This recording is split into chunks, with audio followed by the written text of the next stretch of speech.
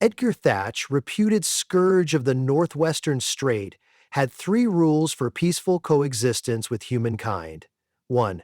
Surface only after dusk, when silhouettes hide the tentacle shine. 2. Never eat a boat whose name begins with saint. People get extra touchy about sainted vessels. 3. Volunteer for community service at least once a decade, so the Coastal Resources Committee continues to stamp his mostly harmless permit. Until that May evening, Edgar considered the rules airtight. Then, Superintendent Delgado of Clallam Ridge High announced that the junior-senior prom theme, Moonlight on the Water, would take place on the charter ferry Sea Breeze, and that Edgar, as the town's only government-certified aquatic megafauna, was contractually obliged to chaperone. "You'll just float nearby," Delgado had promised over a loudspeaker from the dock, because meeting Edgar eye to eye was still outside her comfort zone. "Wave if any kids fall overboard. Maybe pose for selfies from the deck. Easy," Edgar agreed out of habit, forgetting that any event involving teenagers, formal wear, and unlimited cherry lime mocktails qualifies as a level 7 catastrophe, especially when held on a floating slice of aluminum 3 miles offshore. So it was that at 6:47 p.m. on prom night, Edgar surfaced beside the Sea Breeze, wearing the most respectable accessory he owned, a 4-foot bow tie salvaged from a sunken cruise liner. The bow tie was glued courtesy of kelp resin between his third and fourth tentacles. It quivered in the wind like a flustered manta ray. From the deck, students screamed, then realized screaming was unfashionable, and converted the noise into excited whoops. "Mr. Thatch," shouted Eliana Cho, senior class president, her taffeta gown reflecting the sunset. "Thanks for volunteering." Edgar dipped a tentacle in a gallant bow. A gale of camera flashes followed. He allowed himself a rare swell of pride. Tonight might turn out all right after all. Then he spotted the other invitation list. Farther out, something dark and ridged prowled just beneath the water, circling the ferry the way an impatient parent circles a school pickup lane. Edgar's 90-foot heart sank. Of course, the prom would attract sea monsters who hadn't RSFP'd. Free food, loud music, a ready supply of drama. It was basically Monster Coachella. Tentacle Rule 4, only briefly drafted and never officially adopted, flashed through his mind. Never trust a function described as open bar for guests 18 and under. He flicked his top tentacle at the unknown shadow in a silent warning. It ignored him and continued circling. Fine, Edgar thought. I chaperone humans, I can chaperone my own kind too. How hard can it be? He'd regret that sentence within the hour. 7:12 p.m., DJ Cassie had transitioned from lo-fi yacht rock to high-energy pop, and the ferry's upper deck shook with synchronized jumping. Edgar kept to starboard, half submerged, offering occasional thumbs-ups, fine suction cups to couples taking selfies. The air smelled of hairspray and salty nachos. "Sir," said Assistant Principal Miles, leaning over the rail, "could you scoot aft? You're listing us 5 degrees." Edgar complied, redistributing his mass like a gentle iceberg. He was starting to enjoy himself when a voice gurgled from below. "Eat Ibroman!" Only one creature dared call him that. He turned just in time to see Calpurnia Cowhigh's second cousin twice removed and full-time sea squid influencer breach in a plume of glittering brine. Cal had 13 tentacles, one extra from a childhood fishing accident, and wore a sash that read Miss Spefilato Pod, Cascadia 2023. "Specs said you'd be here," she squealed, sprinkling biodegradable sequins that clung to Edgar's mantle. "I'm doing a live stream, say hi to my fans." Before he could object, Cal thrust a smartphone in waterproof casing at him. Edgar dutifully waved. A digital stream of heart emojis floated across the screen. Cal beamed. "Look at you, Mr. Community Outreach. Listen, a bunch of us are heading to the after-prom krill buffet near the kelp forest, but the ferry is such a vibe. Mind if we mingle?" Edgar envisioned calamity, squid tentacles snagging gowns, bioluminescent ink clogging smoke machines, marrow folk arguing about playlist choices. He pictured Superintendent Delgado sending him a sternly worded seashell. No guests tonight, Cal, he said in the slow, clear speech he reserved for cousins and ship captains. Human teens only, Cal pouted. But we brought snacks. Out of the dark, half a dozen juvenile leviathans surfaced, each balancing a delicately arranged charcuterie board of krill, sardines, and disturbingly cocktail wieners. Put those away, Edgar hissed. He spread two mighty arms, forming a cephalopod blockade. Cal sighed theatrically. Fine, Eddie, but your loss. These wieners are nitrate-free. She and her entourage sank beneath the waves, leaving floating flecks of glitter that stuck to Edgar like existential dandruff. Crisis averted, temporarily. 7:53 p.m. The ferry's captain, a bearded retiree named Mr. Alvarez, rang the ship's bell. Time for the crowning of prom royalty. Edgar peeked into the main salon through the portholes, hearing squeals as tiaras and cardboard scepters were distributed. Then came the thump. It was subtle at first, like a distant drum. Edgar felt it through the water before anyone aboard heard it. Thump, thump, thump. The alien shadow from earlier reappeared, surfacing just off port, a spiny dorsal ridge serrated as a bread knife, slicing swells in meter-perfect rhythm. Not cow, not any cephalopod. This was vertebrate energy, maybe even Edgar gulp a sea dragon. He extended a cautious tentacle. Identify yourself, he whispered in Reliant, the universal deep-sea courtesy language. The creature answered with another thump.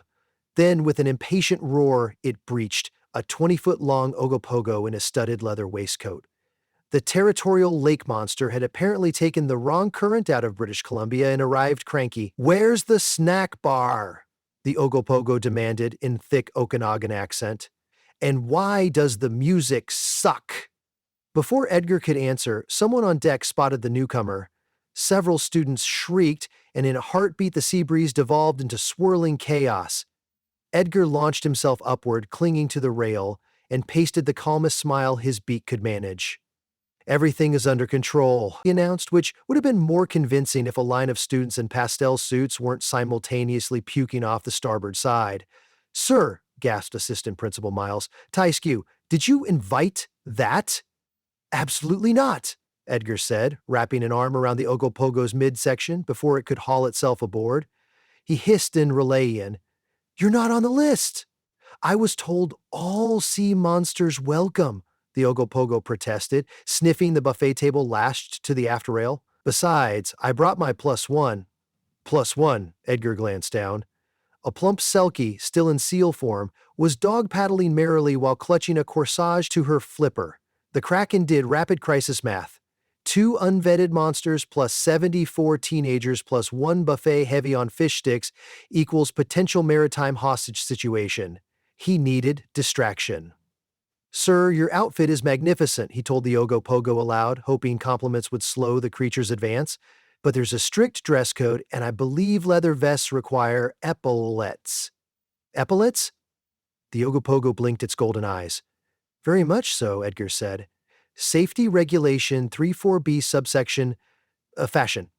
We have a seamstress on the lower deck. Walk this way. He tried to guide the Ogopogo along the hull, but the beast dug in its flippers. I ain't fallen for bureaucratic nonsense. Move, squid. Being called squid by a reptile crossed Edgar's final nerve. With a discreet surge of tentacle strength, he clamped the Ogopogo in a gentleman's half-Nelson and whispered, Either we go find epaulets, or I tie your dorsal ridge into a Celtic knot. The Ogopogo considered his odds, glanced at the Selkie, who shrugged, flippering a your call gesture, and sighed. Fine. Celtic knots mess with my spine. Edgar escorted them astern, where he hoped to stall until he could text Cal for reinforcements. Except Krakens don't carry phones. Touchscreens hate slime. He needed Plan B. Plan B arrived unasked. 8:24 p.m., a shrill chorus erupted from the port side. Mermaids, 5 of them, draped over a floating rock like a pop-up chorus line. Their leader, Murray, waved a waterproof pamphlet. Excuse me, she trilled. We bought tickets online through Sirendix.com. Edgar throbbed with headache. That website was a known scam run by a basilisk. He tried a diplomatic tone. The event is private. Don't you have a clam bake off Cape Flattery tonight? Marie pouted. Canceled, Gluten concerns. Also, your lighting rig looks fierce and we're ready to drop heat. She produced a conch shell microphone. Behind her, the other mermaids warmed up vocal runs capable of capsizing schooners. No unscheduled performances, Edgar pleaded. Too late. The mermaids launched into a haunting electro sirens tune. Deck railings buzzed. Teenagers closest to port leaned perilously, eyes glazed. A boy in a rented tux flung one leg over the safety chain. Edgar shot a tentacle between the rails, snagged the boy by the cummerbund, and yo-yoed him back on board. Everyone, step away from the music, fish! The DJ, sensing competition, cranked her speakers to maximum.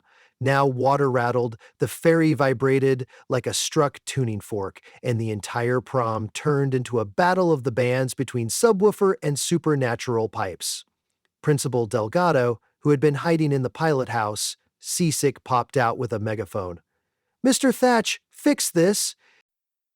Edgar longed to crawl into the bilge and hibernate for a century. Instead, he rose to full Kraken height, bow tie fluttering like a victory flag, and addressed the aquatic interlopers. "Ladies, gentlemen, assorted cryptids," he thundered. "Prom is for the human children of Clallam Ridge. You are party crashers and, frankly, rude." The waves stilled. The mermaids paused mid-crescendo.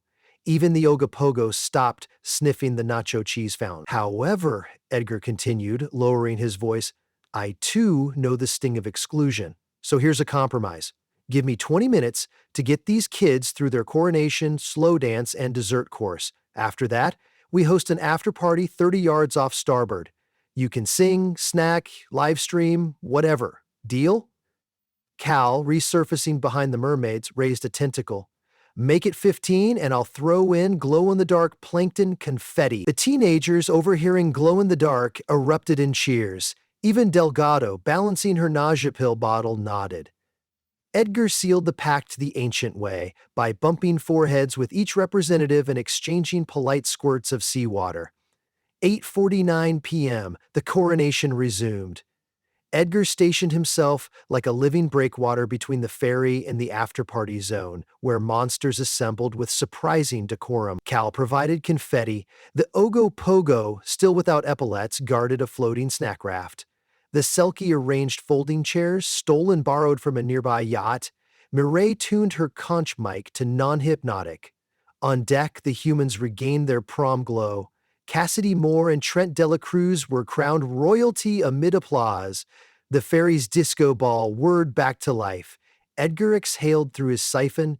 Perhaps Rule 4 didn't need striking after all. Then the fire alarm rang. White steam burst from the galley vent. Chef Rita sprinted out, screaming, "Fryer grease fire!" Flames licked the funnel. Edgar reacted instantly. He vaulted over the rail, suction cubs slapping deckboards, dove into the water and shot 2 tentacles tipped with his natural fire-suppressant pressurized brine through the porthole. Shooshized. Within seconds, flames died. Students cheered. Principal Delgado fainted into Assistant Principal Miles's arms, part relief, part Dramamine overload.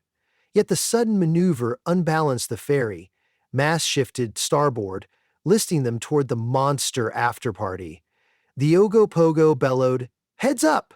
as hundreds of gallons of punch slid across the deck and poured overboard like a crimson waterfall. Mireille shrieked, punched to loose vocal cords. Cal's glitter washed loose, forming a surreal, shimmering oil slick. The sea transformed into a festive disaster zone. Edgar resurfaced, sputtering cherry lime. "My fault," he called, paddling frantically to counterballast. Students near the rail offered frantic helpfulness. "Row back the other way. Somebody throw him an anchor. Is punch biodegradable?" The ferry kept tipping. Edgar had one trick left. He wrapped 4 tentacles around the hull's lower supports and became, effectively, biological stabilizer fins. It worked. The boat righted. But it also tethered him in place. Any shift and they'd list again. "Eddie!" Cal swam close, glitterless and serious for once. "Need backup?" His beak could barely reach above water. "Keep monsters back. Safety radius 20 yards. Use the charcuterie boards as paddles if necessary." Cal saluted. On deck, DJ Cassie assessed the tilted dance floor, shrugged, and played I Will Survive. Teenagers, being teenagers, resumed dancing like this was the coolest twist ever. Edgar, muscles burning, held position while crew mopped punch and secured furniture. When at last the crisis abated and the ferry floated level, Captain Alvarez gave a double blast of the horn. All clear. Edgar released the hull, rolling onto his back, exhausted. Applause rained from deck and sea alike. Even the Ogopogo slapped its flippers politely. 9:37 p.m., prom concluded with a floating lantern ceremony. Students lit LED candles inside paper globes, set them adrift, and snapped photos for feeds that would crash servers by midnight. Edgar, drifting beside the ferry like a contented barge, watched orbs bob across the dark like tiny moons. Speech! Speech! Chanted a cluster of seniors. Principal Delgado, a blanket over her shoulders, motioned weakly toward Edgar. He rose, dripping, bow tie askew but intact. My friends, he said, voice amplified by the ferries, tonight reminded me how fragile floating things are. Ferries, lanterns, teenage hearts, also how strong we are when we keep each other upright, literally in this case. Laughter rippled. Thank you for trusting in old Kraken with your big night. Class of 24, may your futures be unsunk, your playlist monster-proof, and your punch always stain-resistant. Cheers answered him. Several students attempted a Kraken Kraken chant, which devolved into giggles because it rhymed with back in. Captain Alvarez started engines for the return trip. Monsters dispersed to the after-party, which now featured mermaid karaoke and glow-plankton whirlpools. Cal offered Edgar a cup of decaf plankton latte as he floated by. You crushed it, cuz, she said. Think the school board will hire you for next year? Edgar eyed the battered ferry, the punch-stained railings, and Principal Delgado practicing yogic breathing to conquer seasickness.